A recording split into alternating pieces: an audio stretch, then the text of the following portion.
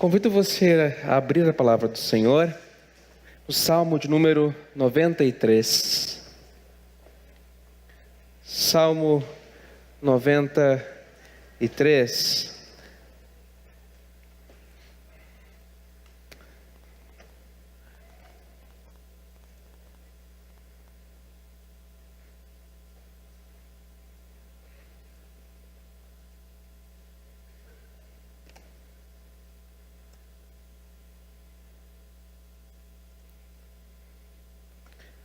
Vamos ler a palavra do Senhor, o Salmo 93. Reina o Senhor, revestiu-se de majestade, de poder se revestiu o Senhor e se cingiu. Firmou o mundo que não vacila. Desde a antiguidade está firme o teu trono, tu és desde a eternidade.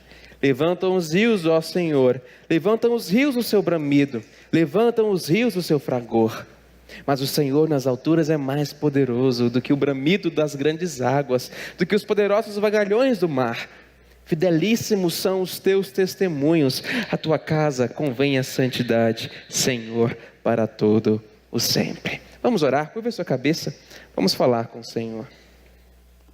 Senhor Deus e Pai, nós bendizemos o teu nome e lhe agradecemos por tua graça, por tua misericórdia. Neste momento nós pedimos que o Senhor fale no nosso coração, pedimos que o Senhor use o seu servo como instrumento nas mãos do Senhor e edifica a tua igreja, Senhor. Não deixe que qualquer preocupação, qualquer pensamento venham a tirar o nosso foco neste momento, que deve estar na tua palavra. Nós te rogamos, te suplicamos, Senhor Deus, no nome santo do Senhor Jesus. Amém. O Senhor Deus é o Todo-Poderoso. Ele criou o mundo e tudo o que há no mundo. O seu domínio excede a nossa compreensão e o seu poder é incalculável. Deus reina desde toda a eternidade e o seu trono durará para todo sempre. Muitas pessoas duvidam do poder de Deus. Céticas, elas chegam a dizer que Deus não existe. Algumas pessoas não compreendem que o Senhor pode fazer infinitamente mais do que tudo quanto pedimos ou pensamos, muito mais do que a mente humana pode conceber. Mas por mais que essas pessoas duvidem da existência de Deus, por mais que essas pessoas duvidem do poder de Deus, o Senhor continuará sendo poderoso. O fato delas duvidarem da soberania do Senhor, delas duvidarem do domínio de Deus sobre todas as coisas, não vai fazer com que Deus pare de dominar sobre tudo, e não vai fazer com que Deus deixe de ser soberano e deixe de controlar a nossa existência. Você alguma vez questionou o poder de Deus? Em algum momento da sua vida, você deixou-se levar pela fala de pessoas que não creem na soberania do Senhor? Eu te convido a ficar bastante atento ao que nós vamos falar na mensagem de hoje.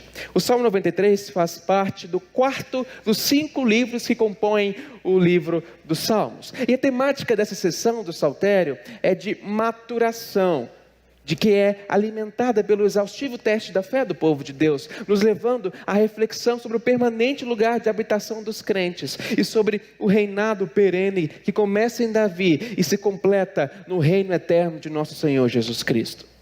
Nesse salmo especial nós vemos uma exaltação a Deus. Ele é mostrado como aquele que reina, como aquele que domina sobre todas as coisas, como aquele que criou o mundo, que é trajado de majestade, que é trajado de poder, bem como aquele que é eterno e é fiel, fiel não a nós, mas fiel a Ele mesmo.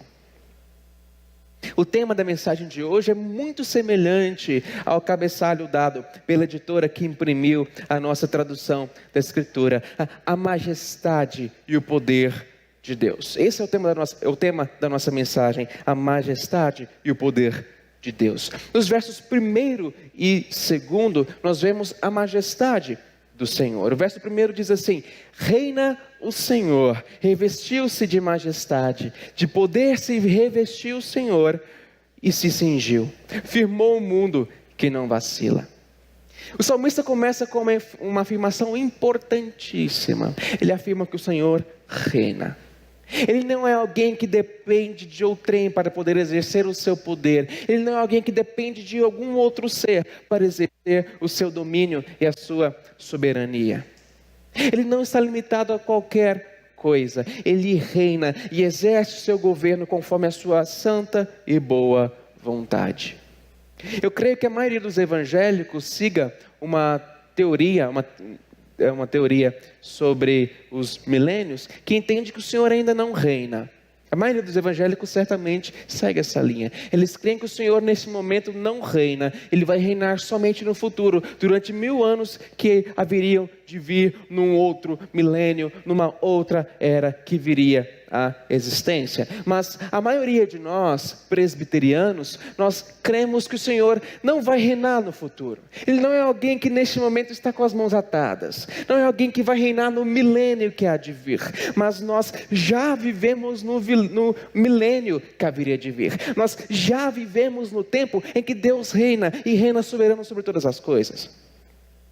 É certo que a Escritura diz que no futuro Deus vai reinar. Mas quando ela diz essas coisas, quando Apocalipse fala sobre isso, ela não está dizendo que Deus não reina agora. Porque na verdade Ele reina e reina com o seu poder e glória. Jesus foi entronizado a partir do momento que Ele foi assunto aos céus. Depois de ressurreto, Ele então sobe aos céus e assenta-se à destra de Deus. Ele toma assento à direita do Deus Pai Todo-Poderoso e reina e toma em suas mãos o reino de Deus. Agora, quando a Escritura diz que no futuro Deus vai reinar, a Escritura está querendo dizer que em um futuro não muito distante, o reino do Senhor será evidente a tudo e a todos. Se nós olhamos para, por exemplo, os ímpios, para os ateus, eles não creem no reino de Deus. Eles não conseguem enxergar o poderio do Senhor e o controle dele sobre todas as coisas. Os ateus entendem que Deus não existe. Da mesma forma os budistas, da mesma forma os hinduístas e tantas outras filosofias e religiões que pregam muitas outras coisas que nós desconhecemos. Eles não creem no reinado do Senhor. Mas haverá algum momento futuro em que o reino de Deus será evidente a tudo e a todos. Todo olho verá e não haverá quem possa dizer que Deus não reine, porque eles verão que o Senhor reina. O fato de Deus, do reinado de Deus não ser claro a todas as pessoas hoje, não quer dizer que Ele não reina. Ele reina sim, mas Ele permite que muitas coisas aconteçam e que o pecado ainda exista no meio de nós e que o paganismo ainda exista na terra. O Salmo ele é bem claro quando ele diz que o Senhor não vai exercer um reino somente futuro, mas Ele exerce um reino passado, presente e futuro. A ideia da associação de Deus ao ofício do reinado, ao título de realeza, é algo que teve origem no momento monárquico de Israel. Antes de Israel ter um rei na pessoa de Saul e depois Davi, nós não vemos a figura de Deus como um rei. Essa ideia ela nasce depois que o monarquicismo é adotado pelo povo de Israel. É importante o destaque dado pelo salmista ao fato de que Deus não é alguém que tenha reinado no passado e sua glória tenha ficado no passado. O salmista não olha para Deus e olha para alguém que teve um governo passado, mas que esse governo ficou no passado e que hoje as coisas funcionam totalmente diferente. Não. O salmista olha para Deus e vê Ele como alguém que reina com sua mão de poder, com toda a sua glória. Ele reinou no passado, o seu reino é presente e Ele continua reinando e reinará pelos séculos dos séculos. E essa afirmação é muito semelhante àquilo que nós encontramos no Salmo 97, que diz: reina o Senhor, regozije-se a terra, alegrem-se as muitas ilhas. Davi escreveu no Salmo 103: nos céus estabeleceu o Senhor o seu trono e o seu reino domina sobre tudo. Do céu, nós dizemos que figurativamente é onde Deus tem o seu trono. Ele governa todas as coisas. Ele é soberano. Ele é o Deus bendito que tem em suas mãos todo o controle da nossa vida, todo o controle da história. Deus é alguém que é aquele que está sentado no trono da história e governa todas as coisas para o bem do seu povo, para a edificação da sua igreja e para o progresso do seu reino.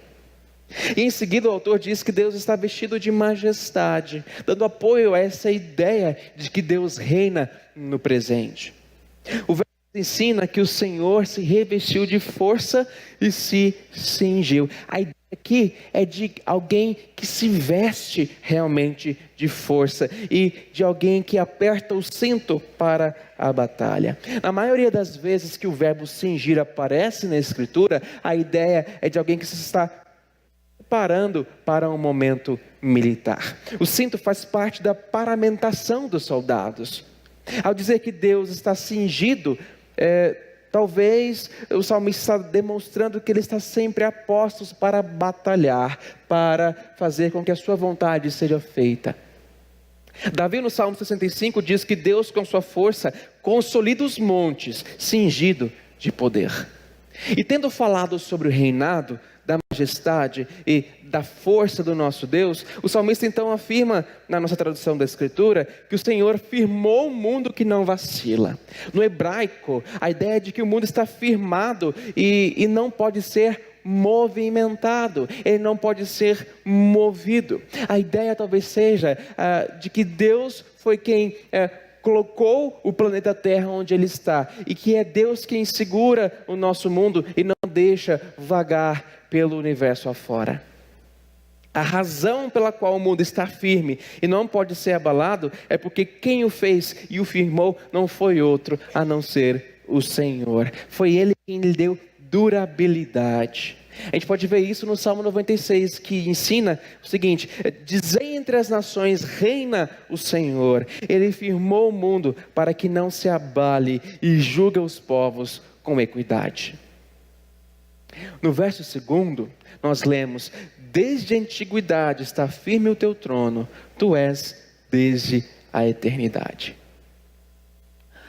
O autor nos lembra nesse verso que o trono divino está firme desde toda a antiguidade.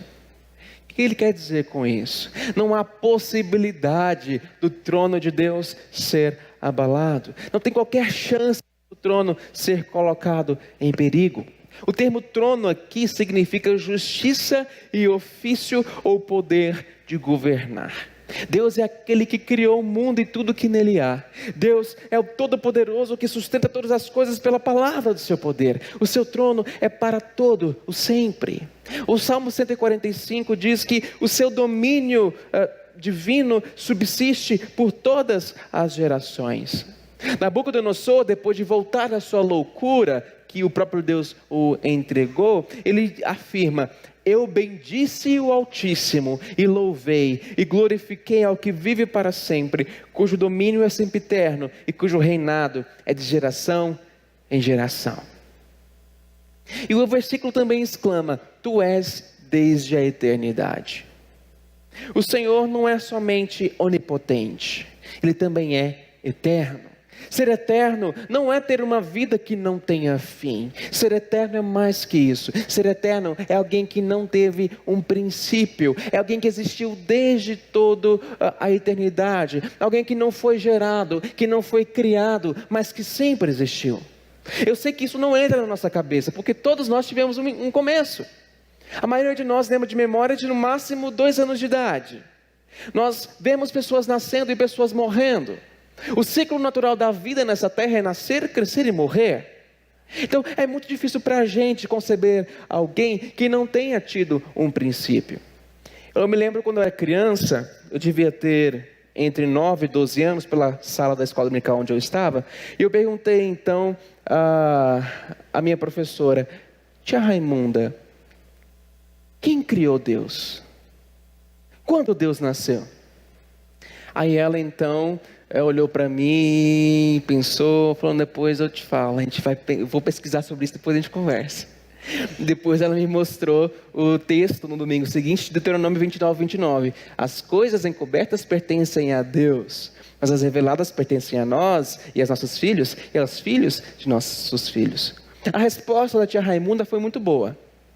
é um silenciar daquela dúvida ignorante e petulante. Mas uma melhor resposta que ela poderia dar seria ainda mais simples. Deus é eterno. Ele não teve princípio de dias, ele sempre existiu. Quando nós vamos pensar filosoficamente sobre o início de todas as coisas, nós chegamos à conclusão de que em algum momento um ser não criado necessariamente foi quem criou a primeira coisa. Na Mocidade nós conversamos sobre isso ano passado. Em algum momento da história, aliás, não havia história ainda, um ser não criado foi quem criou a primeira coisa. São Tomás de Aquino vai dizer que é a teoria do primeiro motor. Para que todas as coisas viessem a se movimentar, alguém precisou movimentar primeiro. E esse alguém é Deus.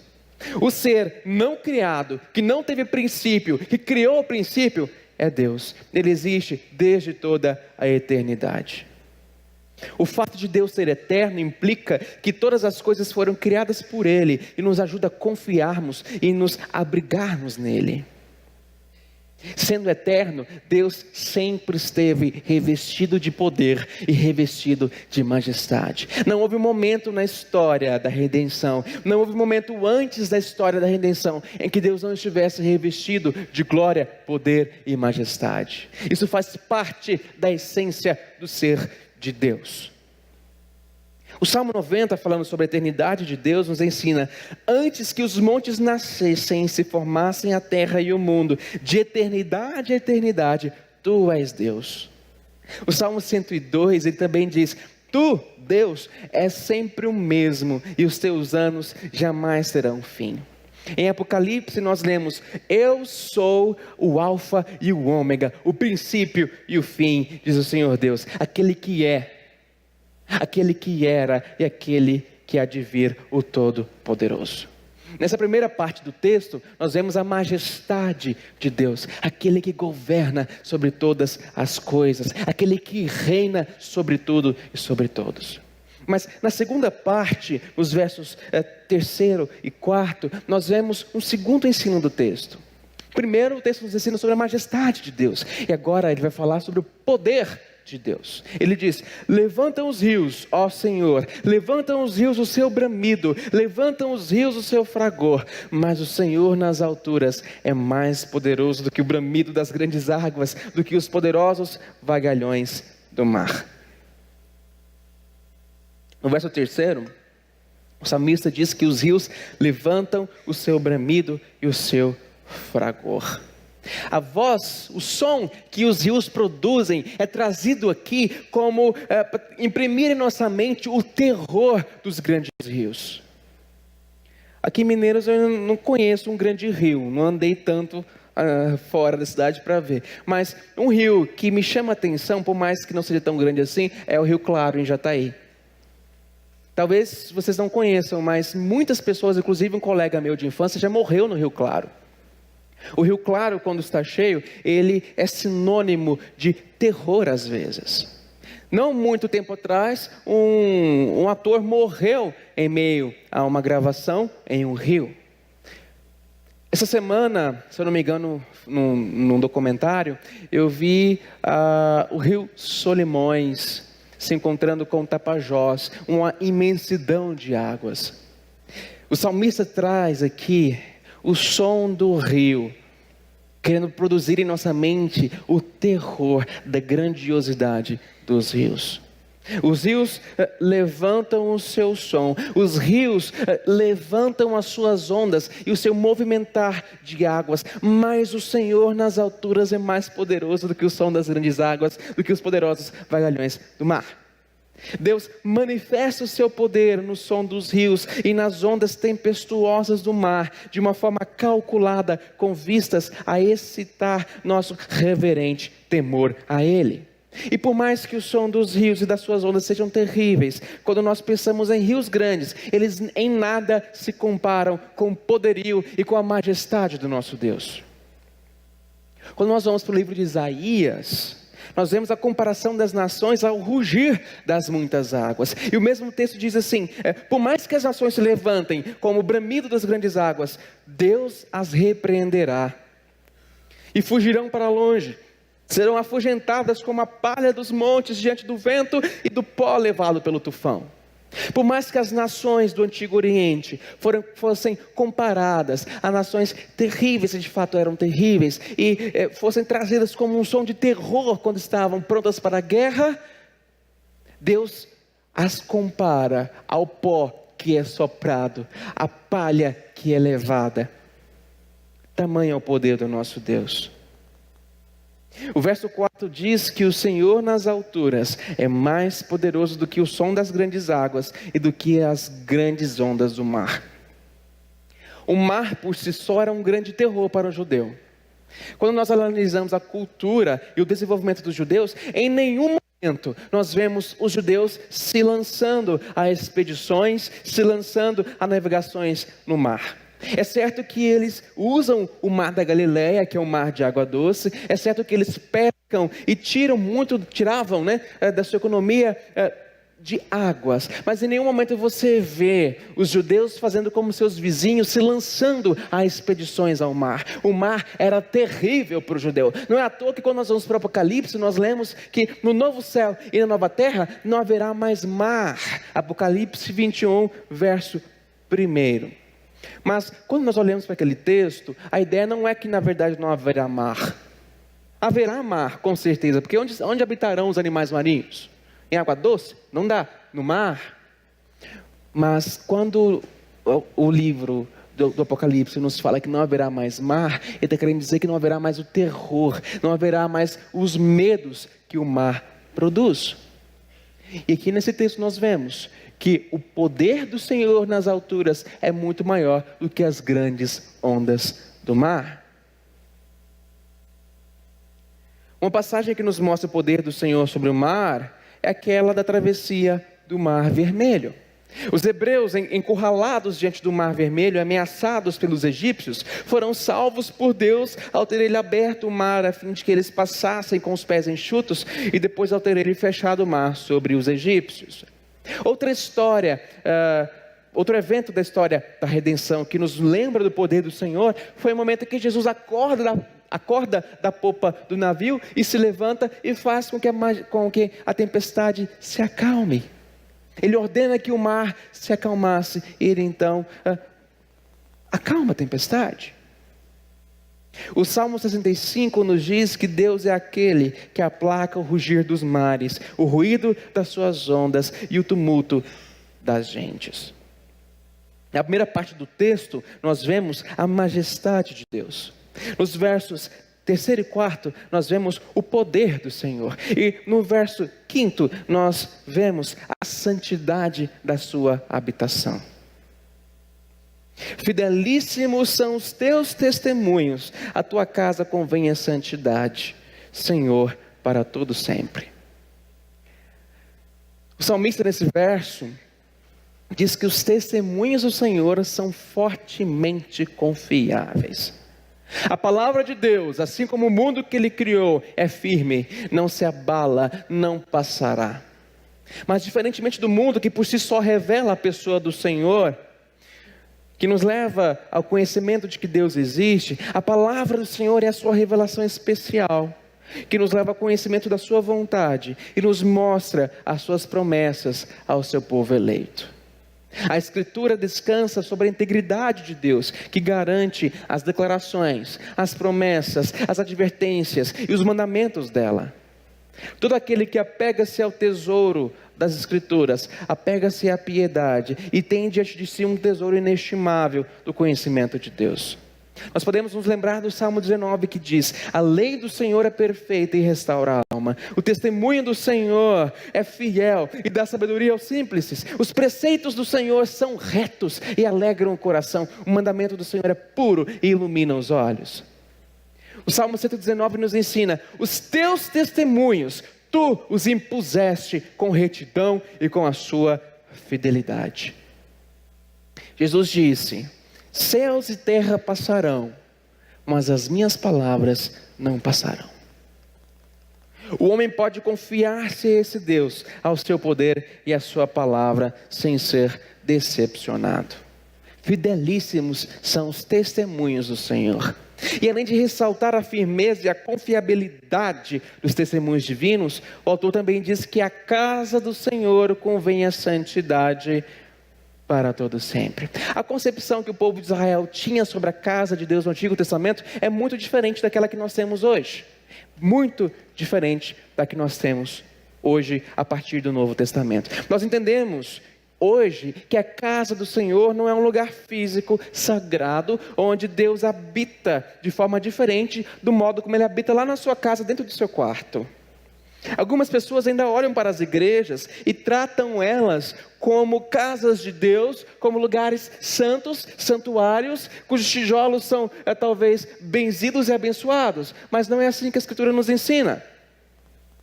É claro que não é por isso que nós vamos tratar o templo com desdém, utilizá-lo para assistir partidas de futebol e usá-lo como quadra de futsal. A gente não vai fazer isso. É o lugar onde nós adoramos o Senhor. Ele deve ser tratado com respeito e como uma forma pedagógica durante os momentos fora do culto, para que no culto nós tenhamos a reverência que é necessária ter no culto a Deus. Mas entendendo sempre que a casa do Senhor é o seu povo reunido.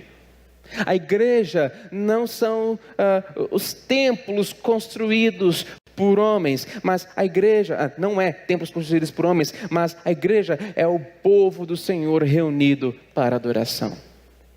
Na perspectiva veterotestamentária, a concepção que se tinha do templo era contrastante. O Senhor não habitava em nós como Ele passou a habitar depois do Pentecostes. Naquela época, o lugar de adoração da igreja do Antigo Testamento era também o lugar de habitação particular de Deus. O Antigo Testamento traz Deus habitando não nas pessoas como Ele faz hoje, mas o Antigo Testamento traz Deus habitando no templo de Jerusalém. Todas as atividades litúrgicas eram exclusivas no templo de Jerusalém. E as orações dos judeus deveriam ser feitas com o corpo voltado em direção ao templo de Jerusalém. A tristeza do povo após voltar do exílio babilônico com relação ao segundo templo era porque ele não se comparava ao que fora a glória do primeiro templo. E a indignação de Jesus ao ver cambistas e comerciantes negociando no pátio do templo estava totalmente harmonizada com a concepção que se tinha no Antigo Testamento sobre a casa de Deus. O povo de Israel tinha uma devoção para com o templo do Senhor, e por isso o salmista diz que ele, o templo, a casa de Deus, a ele convia santidade para todo sempre, porque Deus habitava lá. Deus é santo, Deus é todo-poderoso, Deus é toda justiça, e a sua casa convinha a santidade pelos séculos dos séculos. O templo era a casa do Senhor, a habitação dele entre os homens, o penhor visível da presença divina. Mas quando nós trazemos essa realidade para o Novo Testamento, nós vemos então um chamado à santidade. Nós, casa do Senhor, temos um chamado à santidade. No início dessa mensagem, foi falado sobre o poderio do nosso Deus e que algumas pessoas se colocam como céticas com relação a esse domínio do Senhor sobre a nossa vida, sobre o mundo, sobre a natureza, sobre tudo o que há. Gente que duvida da soberania de Deus e até mesmo da sua existência. E diante disso o salmista nos ensina sobre a eternidade do Senhor, da sua majestade, seu poder, sua fidelidade à sua palavra e da santidade que convém à sua habitação. Hoje nós falamos sobre a majestade e o poder de Deus. Vimos primeiramente a majestade do Senhor. O texto fala do reinado divino, nos mostrando que foi Deus quem firmou o mundo e por isso Ele não vacila, e que o seu trono existe desde todo sempre, desde toda a eternidade. E depois nós vimos o poder de Deus, o poder do Senhor. O texto nos mostra que Deus é mais poderoso do que o ruído das águas e do que as grandes ondas do mar. E por fim nós vimos a santidade da habitação de Deus. Mas o que isso tem a ver com você? Em primeiro lugar, Você tem confiado no poder do Senhor? Vou perguntar de novo. Você tem confiado no poder de Deus? Por Deus ser o Rei, revestido de majestade e força, e por ter firmado o mundo e seu trono ser firme, nós podemos confiar no seu poder. Não há qualquer coisa que possa se opor ao domínio e ao governo do Senhor. Não há potestade, não há pessoas, não há qualquer coisa que se oponha à soberania de Deus. Nem você mesmo, nas suas escolhas pessoais. O reino de Deus é desde toda a eternidade e durará para todo sempre. Não duvide do que Deus pode fazer. Não duvide de Deus. Não importa qual seja o seu problema, não importa qual seja a sua aflição, entregue os seus medos, as suas preocupações, as suas dificuldades ao Senhor. Ele pode fazer infinitamente mais do que tudo quanto pedimos ou pensamos. É claro que Ele pode não querer solucionar o seu problema. Eu vejo muita gente falando, Deus vai me ajudar, e eu tenho certeza disso, e eu vou até fazer planos, porque eu sei que Deus vai me ajudar. Algumas pessoas ímpias, nós falamos, elas dizem, tal coisa vai acontecer, e a gente diz, sim, se Deus quiser, e elas repetem, mas Deus quer? Elas não sabem se Deus quer. Eu não sei se Deus vai solucionar o seu problema, eu não sei se Deus vai te livrar da sua enfermidade, mas de uma coisa eu sei, Ele promete estar conosco e nos ajudar a caminhar, mesmo diante desses problemas. Confie no poder de Deus. Em segundo lugar, como habitação do Altíssimo, nós temos buscado a santidade devidamente. O último verso do Salmo diz que a casa do Senhor convém a santidade. Dentro da perspectiva do Novo Testamento, nós somos a casa. Nós, igreja de Cristo, somos a casa de Deus, o templo vivo do Senhor.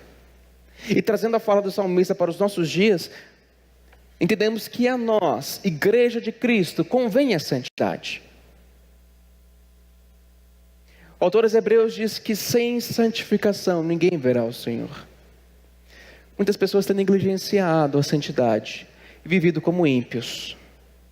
Ou são ímpios que tentam viver como crentes. Fica essa dúvida. Que a nossa vida seja uma constante busca de santidade e de atitudes que agradem a Deus. Não desconfie do poder de Deus. Descanse no que Ele pode fazer. Descanse na soberania dEle sobre a sua vida.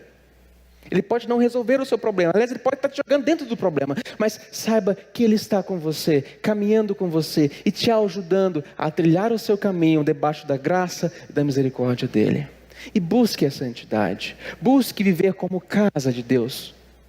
Calvino diz que quando nós vivemos de forma diferente como Deus quer, nós entristecemos o Santo Espírito que habita dentro de nós, porque nós somos casa de Deus. Lembre-se disso no dia após dia. Confie em Deus e busque ser santo como Ele é santo. E que Deus assim nos abençoe.